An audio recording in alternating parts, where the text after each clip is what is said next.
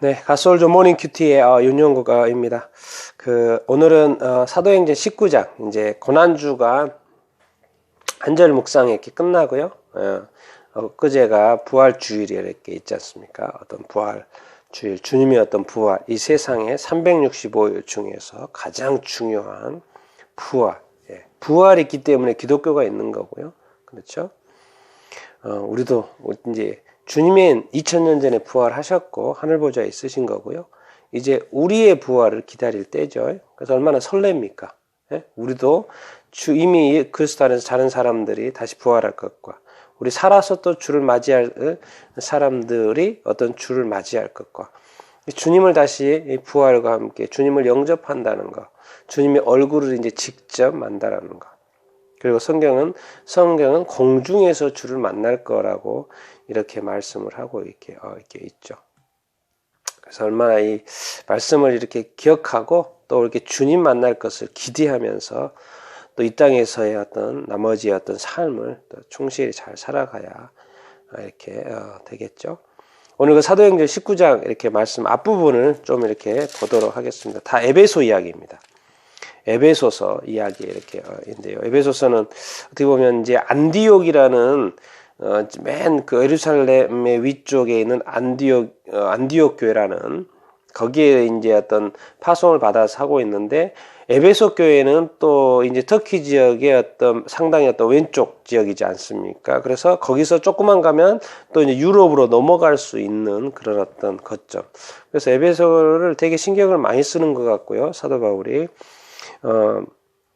거기에 약간 또 하나의 어떤 거점처럼 또 사용하고 있지 않느냐 또 그런 생각까지도 들고요. 그래서 오늘 그 두란노 서원 이야기 우리 너무나도 잘하고 또 이렇게 두란노 하면 또 이렇게 책도 있지 않습니까? 책 발간하고 또 이렇게 하는 그 두란노 소원 이야기 이렇게인데요. 그 부분을 잠시 좀 이렇게 보도록 이렇게 하겠습니다. 이제 19장에 처음에 이렇게 보면은 이제 바울이 에베소에 이렇게 왔는데 와서 보니까 믿을 때 뭡니까? 성령을 받았느냐 이렇게 물어보는 거예요. 그런데 성령이 계시는 것도 알지 못했다는 거예요. 성령이 계시는 것도 알지 못했다는 거예요. 그러니까 예수님의 이야기는 하도 들어서 아는데 성령님이 계시는 것은 알지 못했다는 거예요. 성령이 계심을 알지 못했다. 되게 중요한 의미죠. 예수님을 아는데 사람들이 예수님을 믿고 물세례를 받았는데 성령을 받아야 됐다는 개념이 없는 거죠. 혹시 우리 그리스도인들 중에 그럴 수도 있습니다. 예수님을 믿고 세례를 받았는데 자기가 성령으로 거듭난 거에 대해서 잘 모르고 신앙생활 할 수 있다는 거죠. 그러니까 바울이 에베소서에 와가지고 뭐냐 이거 성령 세례 안 받았네. 그래서 6절에 보면 이렇게 됩니다. 바울이 그들에게 안수함에 성령이 그들에게 임하심으로 방언도 하고 예언도 하니 모두 12사람쯤 되더라. 12사람. 사람은 여기서 이제 남자라고도 해석하고 여기서 12사람, 12남자쯤 되더라. 성령이 그들에게 임하심으로 바울이 안수함에 성령이 그들에게 임하셨다. 그래서 방언도 하고 예언도 하고 성령이 임하셨을 때 현상이 그대로 이렇게 나타나는 것이죠. 방언도 하고 그러니까 예언도 하고 성령의 나타남의 어떤 증거, 성령의 어떤 임하심의 증거 그대로 나타나서 실제로 성령이 바울이 안수했을 때 나타났음을 보여주고 이렇게 있죠. 그래서 우리 모든 그리스도인들은 바울이 전도하면서도 늘 생각했던 걸 뭐예요? 모든 그리스도인들은 뭐예요? 물세례 받은 사람은 성령 세례도 받아야 된다는 것을 보여주고 이렇게 있지요. 예수님도 요한복음에 분명히 성령으로 거듭나야지 하느님 나라에 들어갈 수 있다고 말씀을 이렇게 하셨고요. 물과 성령으로 거듭나라고 이렇게 말씀하셨죠. 그런데 이제 바울이 또 이제 에베소 가서도 8절 이하, 오늘 볼 이야기가 이제 8절 이하인데요.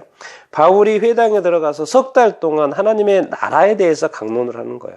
강론을 하면서 권면을 이렇게 하는 것입니다. 회당에서 이제 항상 바울이 어디 지역에 가면 회당을 보죠. 거기에 유대인들이 있고 유대인들이 있기 때문에 석 달 동안이나 뭐에 대해서 강론? 하나님의 나라에서 강론을 이렇게 했다는 거예요. 근데 석 달 동안 이렇게 강론을 하다 보니까 그 중에 받아들이는 사람도 있지만 마음이 19절에요. 마음이 굳어 순종하지 아니하고 무리 앞에서 이 도를 비방하거늘 바울이 그들을 떠나 제자들을 따로 세우고 두란노 소원에서 날마다 강론하니라. 그러니까 이거 지금 계속 해도 이렇게 자꾸 이렇게 서로 이렇게 문제만 되고 다툼만 나고 뭔가 이렇게 말씀이 제대로 전달되지도 이렇게 않았던 것 같아요. 그러다 보니까 이제 생각을 달리 하는 거죠. 이래 가지고는 안 되겠다. 이렇게 계속 이렇게 논쟁만 되고, 이렇게 말을 해도 마음이 굳어져 가지고 순종하지도 않고 잘 듣지도 않고 자꾸 막 이 도를 비방만, 이 무리 앞에서 비방만 하고 그러니까 이제 사도 바울이 머리를 써서 그런지, 이렇게 인도하심을 받아서 그런지 그들을 떠나, 비방하는 자들을 떠나, 이렇게, 논쟁을 떠나, 이제 다툼을 떠나, 그들을 떠나, 그들에게서 나오는 모든 것을 떠나 제자들을 따로 세우고 비방하는 사람은 제자들이 아니겠죠. 그래서 듣는 사람이죠. 마음으로 믿고 순종하는 사람들이겠죠. 그래서 그들의 제자들을 따로 세우고 어디에서 두란노 소원에서 날마다 강론하니라. 그러니까 이제 회당이 아니고 이제 두란노 소원이라는 장소가 바뀌었고요. 거기서 everyday 날마다 강론을 이렇게 했던 거예요. 근데 그들은 뭐요? 이제 듣고자 원했던 것이고 들을 마음이 되었고 마음이 뭐죠? 열려 있고 순종할 자세가 있는 사람들. 그들에게만 뭐죠? 집중적으로 말씀을 가르치니까 어떻겠습니까? 너무 그들이 잘 이렇게 성장을 이렇게 했겠죠. 그래서 10절, 12절에 보면 2해 동안 이같이 하니 아시아에 사는 자는 유대인이나 헬라인이나 다 주의 말씀을 듣더라. 하나님이 바울의 손으로 놀라운 능력을 행하게 하시니. 뭐죠? 2해 동안 이같이 하니. 얼마 동안요? 2년 동안. 2년 동안이나 한 장소에서 계속 하나님의 말씀을 했다고 생각해 보세요. 오늘 또 듣고, 그럼 제자들이 또 듣고 또 사람들을 또 데려왔겠죠. 그러니까 또 듣고 그 소문 또, 왜 에베소 가까이에 있는 사람도 있지만 또 주변의 소문이 계속 이렇게 들렸겠죠. 그러니까 또 그쪽에 있는 사람들이 또 흩어져 있는 멀리 있는 사람들이 또 이렇게 오고. 그러니까 이 2년 동안이나 한 곳에서 계속 하다 보니까 2년 동안 했고 아시아에 사는 자들이 다 유대인이나 헬라인이나 주의 말씀을 듣더라. 얼마나 놀라운 이야기 이렇게 입니까? 한 곳에서 집중적으로 두란노소원을 집중적으로 강의할 때 그것을 두란노소원 기점으로 짝짝짝짝짝 퍼져나가는 거예요. 우리가 이렇게 교회가 있지 않습니까? 교회를 기준으로 해서 그 주변에 말씀이 짝짝짝짝 이렇게 이렇게 나가는 거. 얼마나 감사한, 이렇게 궁극적으로는 말씀이 전파된다는 거죠. 사람으로 연결돼서. 어떤, 두란노소원의 거점을 통해서 계속 사람을 통해서 계속 전달. 그래서 주의 말씀. 다 주의 말씀을 듣더라. 이만큼 정말 이렇게 감사한 이야기가 없고 또 이게 하나님의 뜻이고 주님의 뜻이고 바울이 진정으로 또 이렇게 소망했던 것 이렇게 아니겠습니까? 그래서 우리가 이 하나님의 말씀을 이렇게 이제 2해 동안 말씀을 쭉 들었지 않습니까? 뭔가 이렇게 집중적으로 하나님의 말씀에 대해서 함께 빠져볼 필요가 있는 거죠. 집중적으로 하나님의 말씀을 한번 읽어볼 필요가 이렇게 있는 거죠. 왜? 내가 하나님의 말씀을 통해서 말씀이 뭡니까? 예수 그리스도고 말씀이 또 이렇게 생명의 말씀이 있고 또 말씀이 살아 운동력이 있다고 말씀하시지 않습니까? 그리고 디모데에 보면은 뭐죠? 하나님의 말씀은 살아있다 아니다 살아있다고 이렇게 말하지 않습니까? 살아 운동력이 있다고 말하고 또 이 말씀은 결국 하나님 모든 성경은 하나님의 감동으로 된 것으로 교훈과 책망과 바르게 함과 의로 교육하게 유익하니 여기까지만 읽으면 안 됩니다. 17절을 꼭 봐야 됩니다. 디모데 후서 3장 15, 16, 17절을 꼭 암송을 해야 되는데 17절에 결론이 나와 있어요.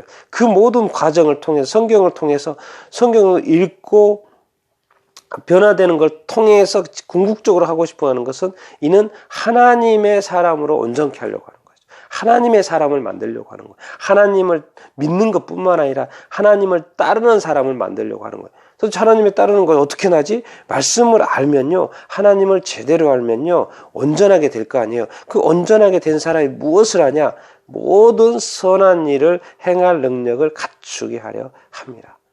그러니까 하나님을 믿는 사람들이 선행을 어떤 식으로든 다양한 형태의 선행을 하게 되고, 선행을 한다는 건 뭡니까? 이 사회를 밝게 만든다는 거죠. 아름답게 만든다는 거죠.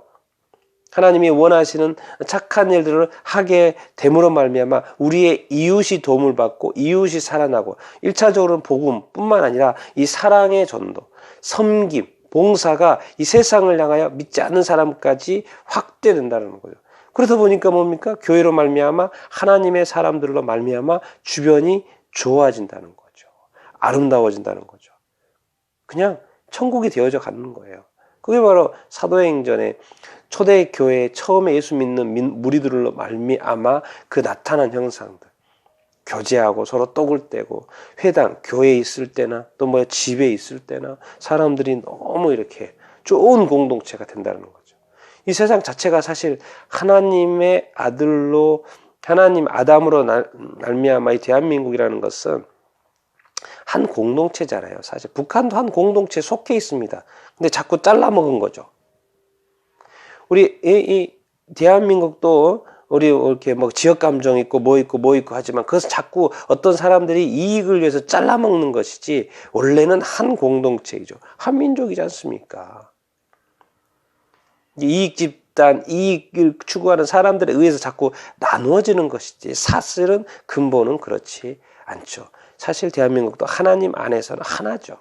우리가 그래서 교회는 늘 하나됨을 추구해야 이렇게 되죠. 자기 자신의 유익을 구하지 않고 타인의 유익을 구하고 하나님 나라의 유익을 구하고, 그렇다 보면 뭡니까? 하나님의 사람으로 성경으로 온전해야 돼요. 우리가 그냥 내가 으쌰하는 게 아니고 하나님의 말씀으로 이렇게 빚어진 나 자신을 한번 꿈꿔보라는 것이죠.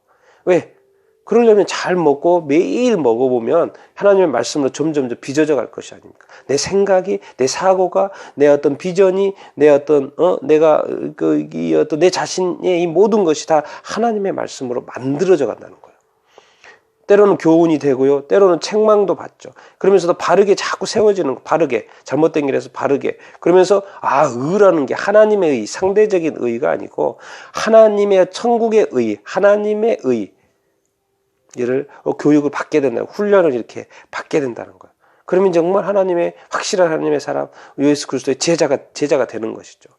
그렇게 온전히 되었을 때 이 선한 능력, 이 세상을 변화시킬 수 있는 사람이 되는 어떤 것이죠. 그게 바로 이 두란노의 힘 아니겠습니까? 나는 여러분들이 이렇게 말씀에 아주 푹 젖어서 말씀으로 빚어진 사람이, made in the word, 말씀으로 만들어지는 사람이 되어서 이 세상을 변화시키고 이 세상에 선한 영향력을 미칠 수 있는 또 사람들이 다 되기를 이렇게 소망해 봅니다.